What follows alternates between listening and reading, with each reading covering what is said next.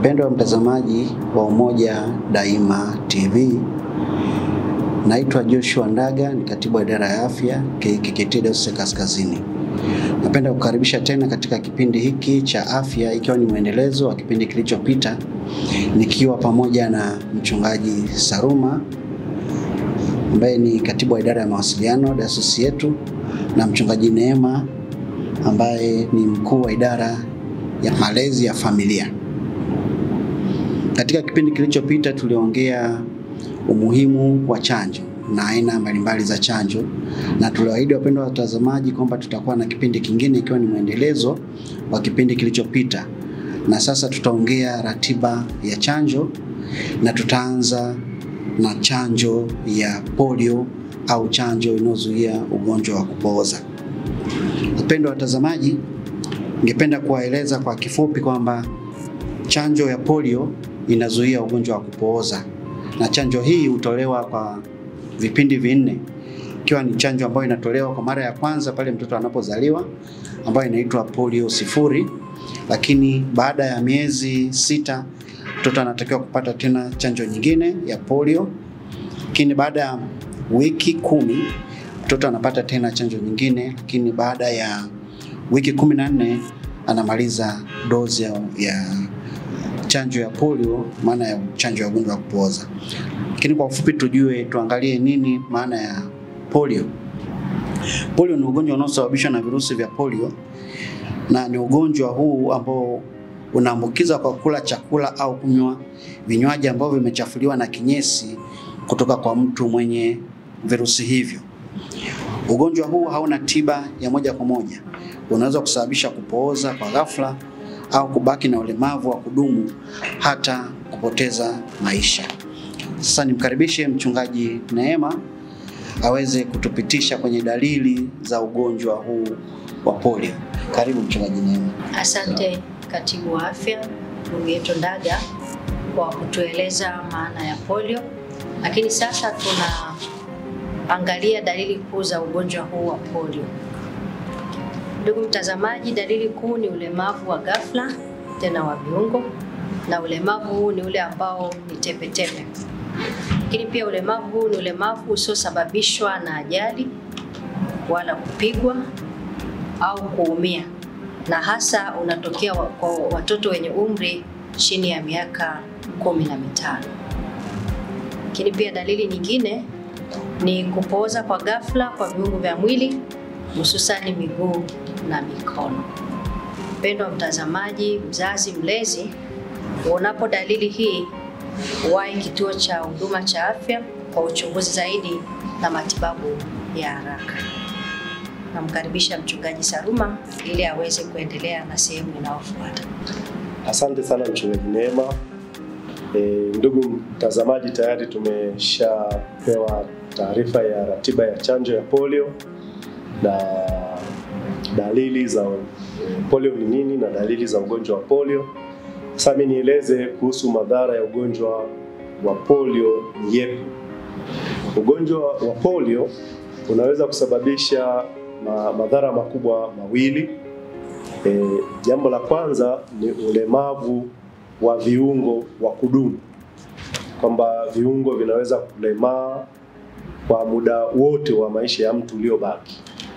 Lakini pia madhara ya pili ni kifo.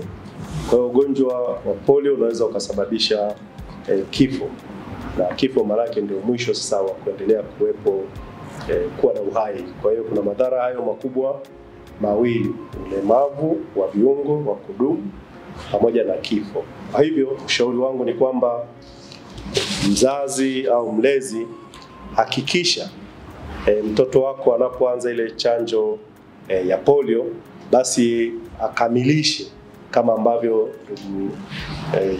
Joshua alitueleza kwamba lazima apate zile chanjo kwa utaratibu ambao umewekwa. Asante sana.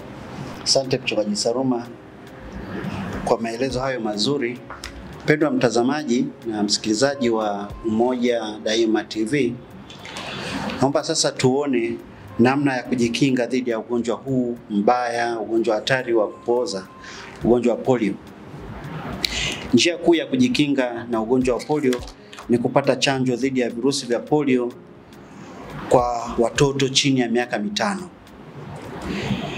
Mpendwa mtazamaji, njia nyingine za kujikinga na ugonjwa huu ni pamoja na kutumia choo kwa usahihi, lakini kunawa mikono kwa maji tiririka na sabuni, kunywa maji yaliyochemshwa au kutibiwa kwa dawa, kula vyakula vilivyoandaliwa katika mazingira safi na kuhifadhiwa vyema, lakini pia kuosha mboga na matunda kwa maji safi na maji salama.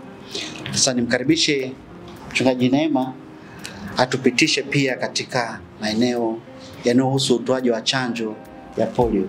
Karibu Mchungaji Neema. Asante sana. Mpendwa mtazamaji, tunaendelea na utoaji wa chanjo dhidi ya ugonjwa wa polio. Mpendwa mtazamaji, chanjo ya polio hutolewa kwa njia ya matone na sindano. Hizo ni njia mbili, matone na sindano. Na hutolewa kwa awamu 5 kama ifuatavyo. Chanjo ya kwanza hutolewa mara tu mtoto anapozaliwa, na chanjo hii ni kwa njia ya matone. Lakini chanjo ya pili itolewa wiki 6 baada ya kuzaliwa, na chanjo hii pia ni kwa njia ya matone.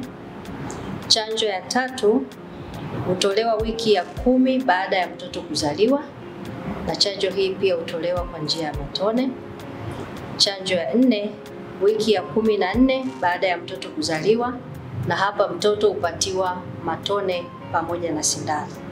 Na chanjo ya 5 ya mwisho hutolewa miezi 9 baada ya mtoto kuzaliwa, na hii hutolewa kwa njia ya sindano. Hivyo napenda kuwashauri na kuwahimiza wazazi na walezi kuhakikisha kwamba watoto wanapatiwa chanjo hizi kikamilifu ili aweze kukingwa na ugonjwa huu wa polio. Baada ya kueleza utoaji wa chanjo dhidi ya ugonjwa wa polio, sasa nimkaribishe Mchungaji Saruma aweze kutueleza usalama wa chanjo hii ya polio. Asante sana mchungaji kwa kutueleza sasa hiyo utoaji wa chanjo ulivyo katika hatua hizo 5. Sasa wapendwa watazamaji wa Umoja Daima TV, kama tulivyoeleza kwenye kipindi kile cha kwanza kuhusu usalama wa chanjo, basi chanjo hii ya polio pia ni salama kama zilivyo chanjo nyingine zote. Kama ambavyo tumeshaelezwa kwamba chanjo hizi zinatolewa katika nchi yetu, lakini zimethibitishwa na Shirika la Afya Duniani, lakini pia zimeidhinishwa na Wizara ya Afya ya nchi yetu. Kwa hiyo usio na hofu kuhusu kupata chanjo, kumpatia mwanao chanjo, kwani chanjo ni salama. Na jambo jingine ambalo ni muhimu sana ambalo tungependa kusema sisi sote ni kuhusu ujumbe muhimu kuhusu chanjo ya polio, kama ambavyo leo tunaongea kuhusu polio, na Mungu atujalia kwenye kipindi kingine kijacho tutaongea kuhusu chanjo nyingine. Mtoto ambaye hajapata au ambaye hajakamilisha dozi ya chanjo dhidi ya polio yuko hatarini, kama ambavyo nimetangulia kusema awali kwamba anaweza kupata madhara ya ulemavu wa viungo wa kudumu au kupata kifo. Kwa hiyo ni vizuri mtoto anapoanza chanjo ile basi apitie hatua zote zile 5 za chanjo ili aweze kuwa na kinga thabiti dhidi ya ugonjwa wa polio.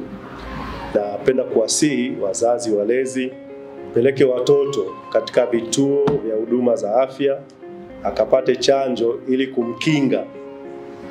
Na pia ukimkinga mtoto, watoto wakikingwa, manake ni jamii yote kwa ujumla imekingwa dhidi ya magonjwa haya mbalimbali, na hususan leo tukiongea kuhusu ugonjwa wa polio. Na tunapofikia mwisho wa kipindi chetu, tungependa kuweka ujumbe huu maalum kwenu wote, sisi sote kwa pamoja tukisema, hakikisha unamkinga mwanao dhidi ya ugonjwa wa polio kwa kukamilisha awamu 5 za chanjo. Asante kwa kuwa nasi katika kipindi hiki cha afya. Napenda kukukaribisha tena katika kipindi kijacho, na usiache kusubscribe, kulike na kucomment katika channel yetu hii pendwa ya Umoja Daima TV ili uwe wa kwanza kupata habari hizi za afya kutoka KKKT Dayosisi ya Kaskazini. Asante.